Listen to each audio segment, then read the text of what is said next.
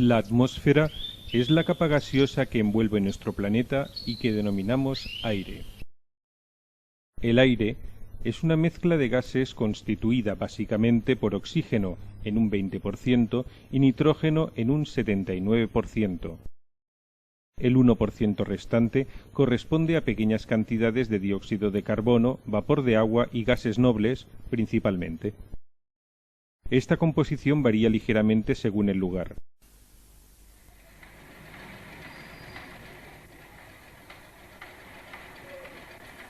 En una zona industrial hay más cantidad de partículas de polvo en suspensión, dióxido de carbono y otros gases que en un paraje de alta montaña.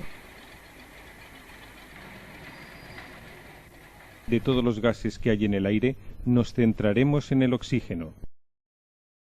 Dos átomos de oxígeno se unen y forman moléculas biatómicas.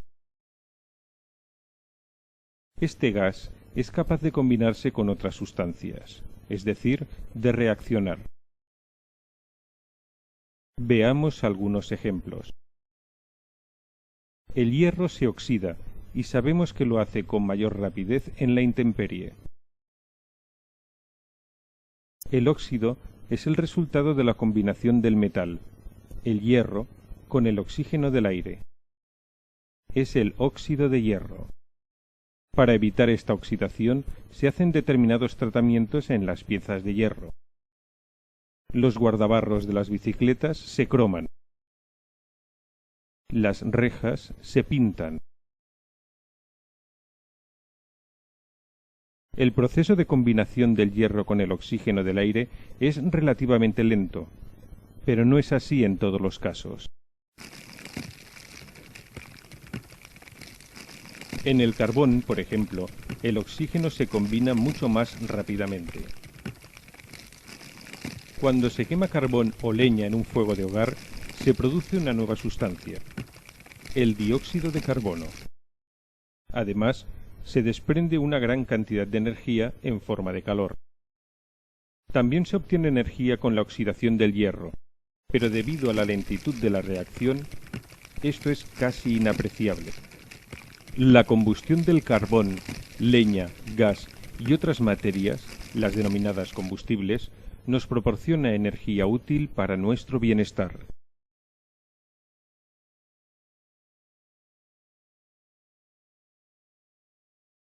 En el laboratorio realizaremos dos reacciones similares a las que hemos descrito. Produciremos la combustión de un elemento metálico y uno no metálico. Para este experimento, en lugar del oxígeno del aire, utilizaremos el que se obtendrá en la reacción del dióxido de manganeso con una disolución de agua oxigenada.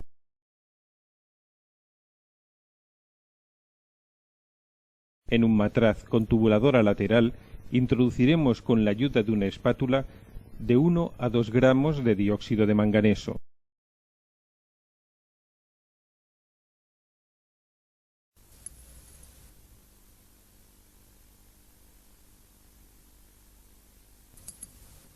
Para recoger el oxígeno que se obtendrá, prepararemos 4 frascos llenos de agua con un cristalizador también con agua. Así, garantizaremos que los gases recogidos son los producidos en la reacción.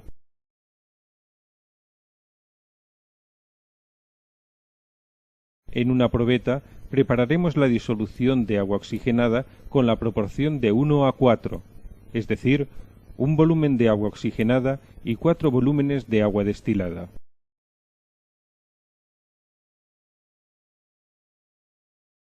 Para tener 100 mililitros de disolución, pondremos 20 mililitros de agua oxigenada y 80 mililitros de agua destilada.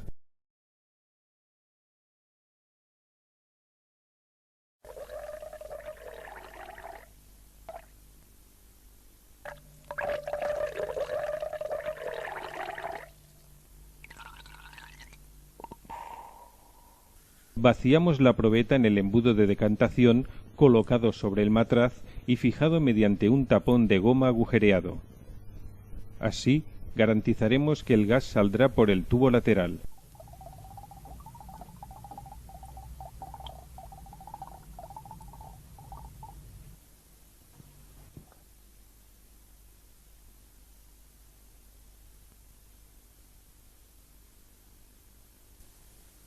Cuando abrimos la llave de paso del embudo de decantación, la disolución de agua oxigenada pasa al matraz, reaccionando ésta con el dióxido de manganeso.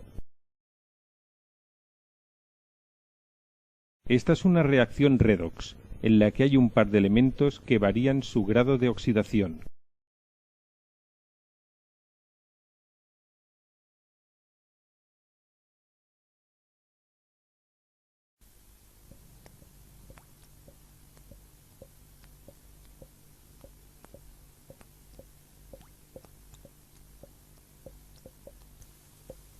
Introducimos el extremo del tubo dentro del frasco y recogemos el oxígeno generado en la reacción.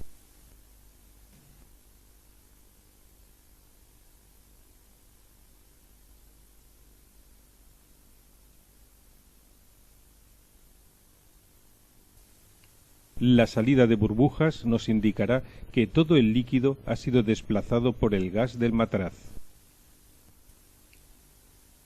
Retiramos el frasco y lo tapamos de inmediato.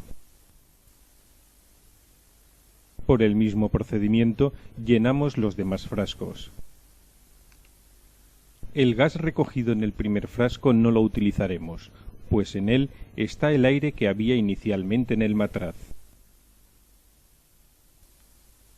Si encendemos un palillo, lo apagamos y posteriormente introducimos la brasa en uno de los frascos, comprobaremos cómo el oxígeno puro aviva las combustiones, consiguiendo que el palillo vuelva a encenderse.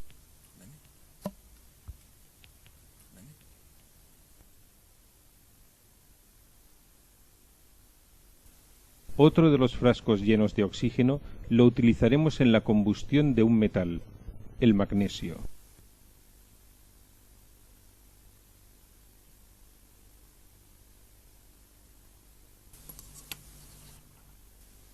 El magnesio es un metal que reacciona rápidamente con el oxígeno.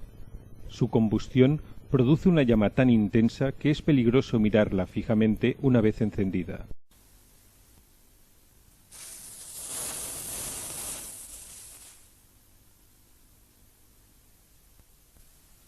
El óxido de magnesio producido lo guardaremos para futuras operaciones.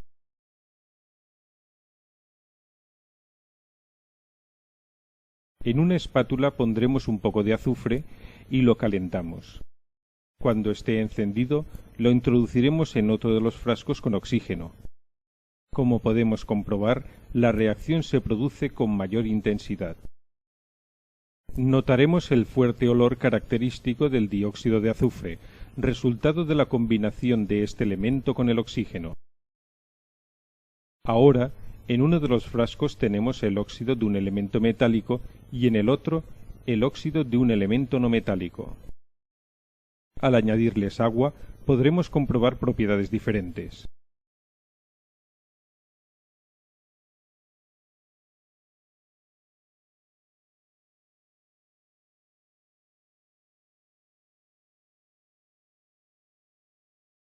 El óxido del metal es un óxido básico, pues al combinarse con el agua forma una base. El óxido de elemento no metálico es un óxido ácido, pues de su combinación con el agua se obtiene un ácido.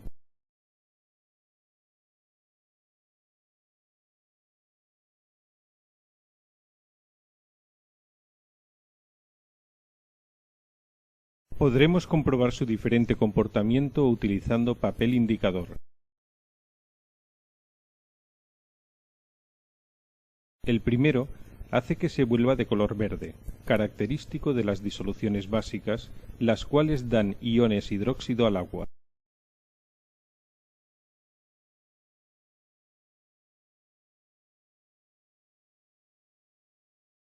El segundo hace que se torne de color rojo, característico de las disoluciones ácidas que dan protones.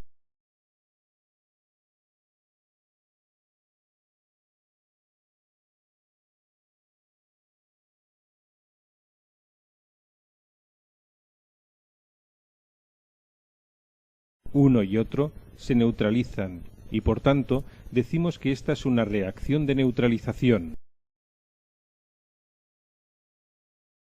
Pondremos unos 2 mililitros de disolución de ácido sulfuroso en un tubo de ensayo y añadiremos unas gotas de indicador, en este caso, disolución de naranja de metilo.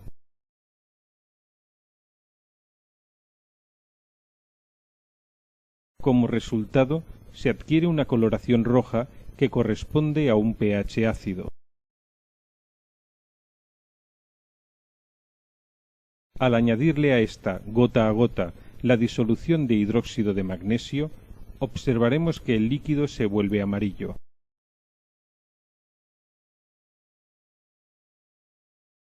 Se ha producido la neutralización.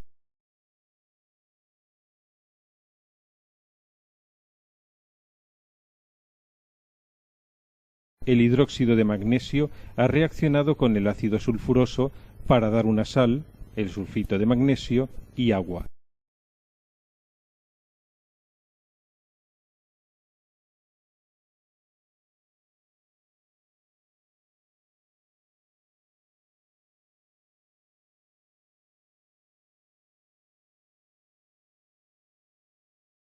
Muchos de los óxidos ácidos de los elementos no metálicos son gases y pueden producirse en algunas industrias.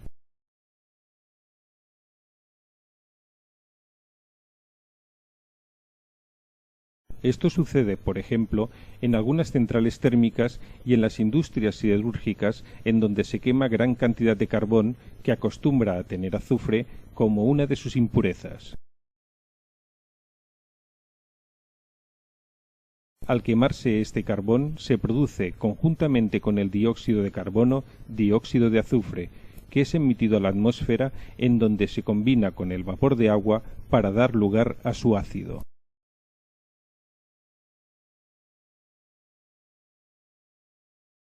La lluvia o el rocío de la madrugada provoca que estos sean ácidos y, en consecuencia, tan poco saludables para los seres humanos como perjudicial para la vegetación y los cultivos de la zona.